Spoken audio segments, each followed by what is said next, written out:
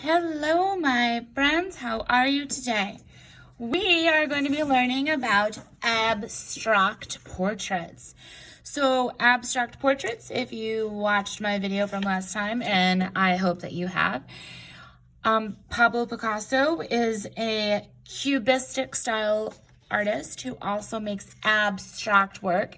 Abstract is a big fancy word that means when something looks different or strange, and it could be used with lines, shapes, and colors. Abstract is a little wonky. It doesn't look like how it would be in real life. So a real photograph of you or me would be a realistic photo.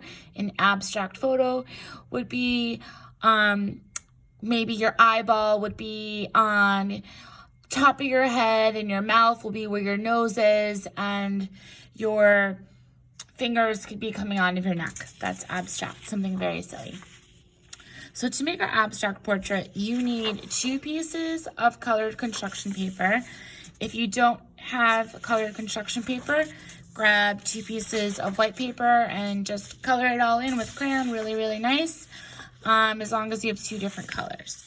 You will also need a face template and a neck template. I'm providing those templates as a PDF with this post. If you're unable to print, you can just try your best to make a pretty large egg shape for your head. You can see that it pretty much fits up the entire paper. And then it's just kind of like this trapezoid shape for its neck. So you're going to take your paper, you're going to stack them together. It doesn't matter which color's on top as long as they're nicely stacked. You're going to take your template for your neck and you're going to, let me turn it around so that you can see it on your side. You're going to take your template, match all the way at the bottom. Take your pencil, making sure you're holding the template down nice and firm. You're just going to draw around your template. You want to make sure that your pencil tip is touching the cardboard or whatever you used to cut out your template at all times. It is easier if you have an extra cardboard box, like a cereal box. If you wanted to, after you print out the templates, you can draw them on the cereal box and then cut them out so that it's nice and thick. That's always very helpful. Then you're going to take your face. You're going to just put your face kind of on top. We want a little bit of a gap because we want to make sure that we don't overlap our pieces because we're going to cut them out separately. Always making sure you have contact with your cardboard at all the time or your template, and you're going to make a circular face. Perfecto. Holding your papers together, scissors away from you, thumb in the small circle part, fingers in the more oval part, always thumbs on top cutting. You're going to cut out your face and your neck.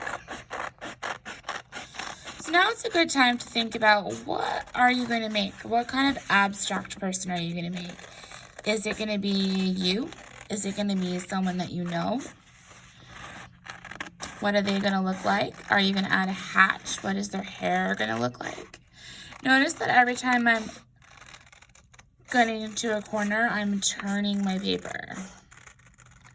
That way I never have to be in contact with the scissors. The scissors are never pointing towards me. So now you have 2 faces. Set those aside. Match up your rest of yours. You can trim off the extras if you need to.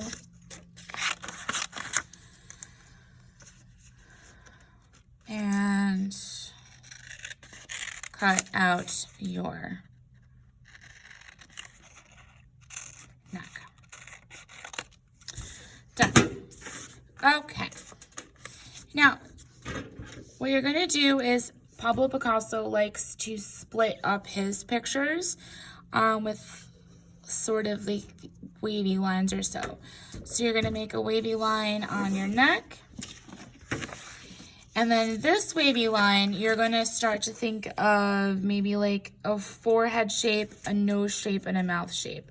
So starting from the middle, I'm going to make sort of a forehead shape. Then I'm going to make a nose kind of shape. Then I might go down and I might make sort of like this lip kind of shape and then bring it down all the way to my chin. So it looks a little wonky, but that's okay. The next thing that you're going to do is you're going to cut down on those lines.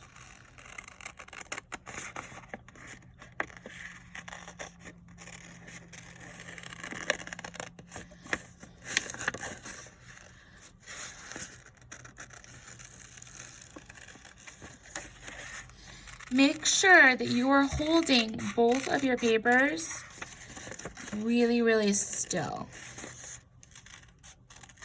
because you don't want your papers to slip inside. If you have paper clips at home, that might be super helpful. You can paper clip the sides so that they don't move on you.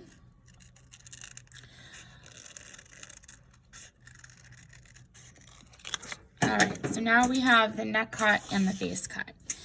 Now, see how they can go back together? What you're going to decide is which side color that you want for the left and which side color you want for the right. So, and then you're going to get rid of the opposite one. So, I think that I like this blue for my my right side, which is your left side if you're looking at it. And I'm going to use green for the other side. So I'm going to remove the blue, save that for another day. And then I'm going to remove my green, save that for another day. And then look at that. When you put them together, they now make a blue and green face back together. Now, whatever you chose for your head, you're going to do the opposite for your neck. So, let's get our neck set up here. So if blue is on this side, I'm going to remove the blue so that green is showing. And since green is on this side, I'm going to remove the green so that blue is showing. So that when we put these together, it's the opposite head and neck. Okay. You're going to choose a colored background and you're going to glue your neck and your head onto your colored background, and that is as far as we're going to get for this step. Make sure that you glue them really well so that all the pieces match up together. I'm going to attach a photo of my finished glued head and neck so that you can see what I'm talking about. All right, take care and I will see you later.